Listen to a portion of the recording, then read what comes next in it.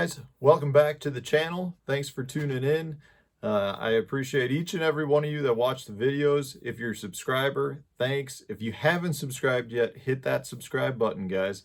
And yeah, today I want to talk about a question that I got from a subscriber. And I think a lot of you know that I'm a really big fan of throwing swim jigs. And it's something that I've won a ton of money on. I just have the utmost confidence throwing a swim jig in pretty much all conditions. You know, I can pretty much make a swim jig work from super shallow to super deep. And yeah, I catch fish on them everywhere. I pretty much always have one tied on everywhere I go. And, you know, the ones that I prefer are the Dirty Jigs swim jigs. My go-to one is just their regular size. It's got a big hook in it. And, you know, it comes with a double strand 50 skirt and a, you know, a nice, pretty decent weed guard in it.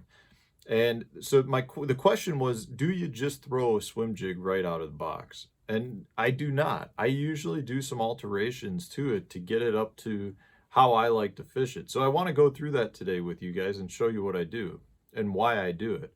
So, you know, like I said, this is just the regular swim jig. You know, Dirty Jigs has a finesse, a regular style, and then a what they call the no jack, which is a super strong hook. And the finesse comes with a single strand a single-sided 50 strand skirt.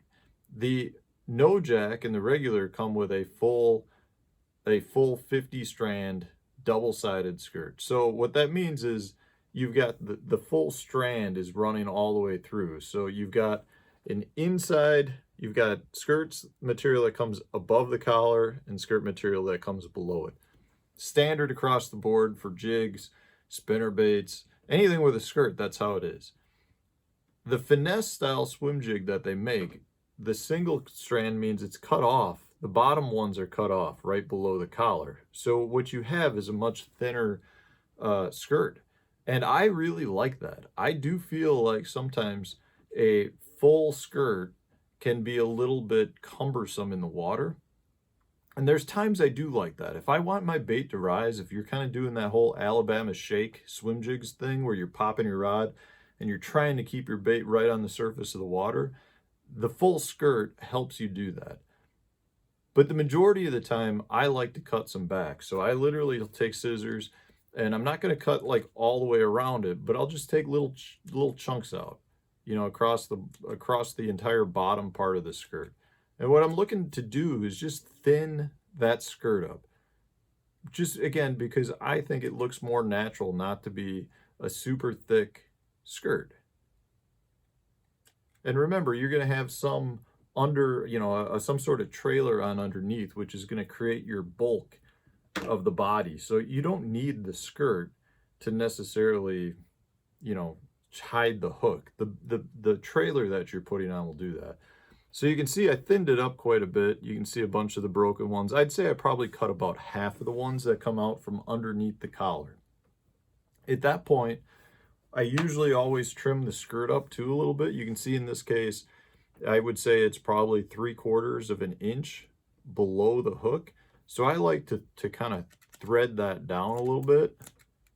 I don't necessarily just cut a straight line because I don't like that. I like to thread it down a little bit and kind of make it so it's irregular. But I like it to be, you know, more like that 1/4 inch to 3/8 inch below the hook, maybe with a couple longer strands. But in most cases, these are all under 1/2 inch. So I'll do that as well. And that's a lot of that has to do with just making the bait more compact. I really think you get more bites on a more compact bait. So I'm just kind of shortening up the bait, making it more compact, making it a little bit more finessey by getting rid of some of the strands. So once I've done that, the skirt's how I want it to be. But I like to do some work on the weed guard too. The first thing that I'll do is I want my weed guard.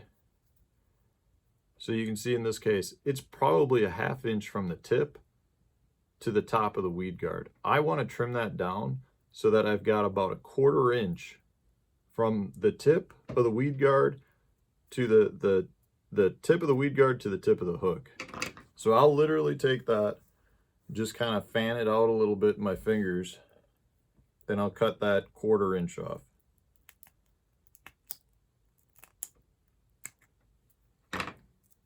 Okay, so you can see in this case, I cut off probably a 1/4 of an inch, so I've shortened that up. And I do that for a couple of reasons. One, the longer the weed guard, it's not doing you really any, it's not making the bait any more weedless by being longer. But I do personally feel like it prohibits or it limits fish from potentially getting the bait. So if a fish comes up and eats it and that weed guard's sticking out, when it goes to inhale it, I think there are times when a longer weed guard can actually hit like the lips on the fish and prevent the fish from getting the bait. I want that to be weedless, but I want it to be shorter so again, it's more compact and the fish can get it in its mouth. So that's the first thing I do. Then, if I'm not fishing super, super heavy cover, which, you know, predominantly I'm not to the point where I need this weed guard, like you would necessarily with a jig, where you're always throwing into a tree and working it through a bit, you know, limbs and stuff like that. So what I always do is I cut off, I would say probably a 1/4 of the weed guard material on the bottom side, and I cut it off up near the head.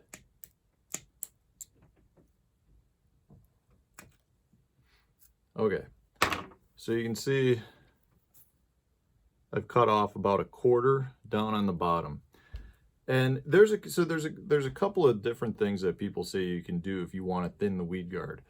You know, you can either cut strands out, you can cut them off the bottom, cut them off the top, and other people will say to pull it out.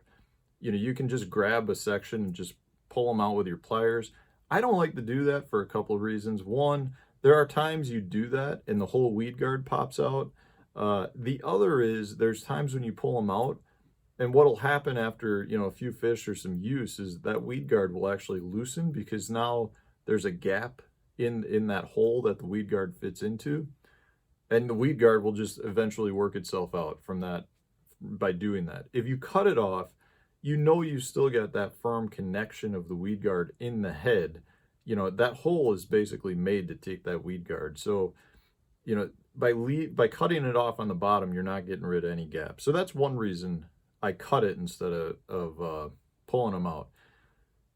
The reason I take them off the bottom is because I feel like that does two things. One, I think it keeps it more weedless because if I remove the top ones, I'm shortening the weed guard distance from the tip of the hook.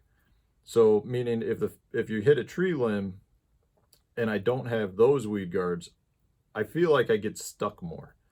If I have the weed guards on top, I feel like I still have the same amount of distance that originally came from the weed guard to the point, and I don't get stuck as much. And by having the little bristles at the bottom, I think that still gives it a little bit more play because now, you know, the weed guard still needs to push through those bottom ones. And I personally feel like it keeps it more weedless than I would if I cut them off the top. But yet I still have the softness of removing those bristles. So when a fish eats it, I feel like I get much better hook sets. So those are the things I do with my swim jigs right out of the pack. I do that with all of them, you know, unless there's really specific circumstances. Like I said, you know, if I want the bait to float higher, I leave the skirt full, or if I'm fishing really, really heavy cover, I'll leave the weed guard alone. I'll still always shorten it up a little bit. And then the last thing I do is I take my favorite trailer, which is the Berkley The Deal. Slide one of those up on. And that's my favorite swim jig going right now. This is the Dirty Jig Gunnersville Shad color, which is one of my favorites, with the Berkley The Deal. And man, I tell you, I catch a ton of fish on this. And, you know, I do think that by trimming up the bait a little bit, you make it a little bit more compact. And I just feel like it gets me more bites right out of the package once I make those alterations. So guys, give it a try. Let me know what you think. If you enjoyed this, hit the subscribe button. leave a like, leave a comment if you've got other suggestions of things you can do on here. I'd love to hear what you do to your swim jigs. Otherwise, thanks for watching, guys. Stay tuned. We'll have more tips tomorrow.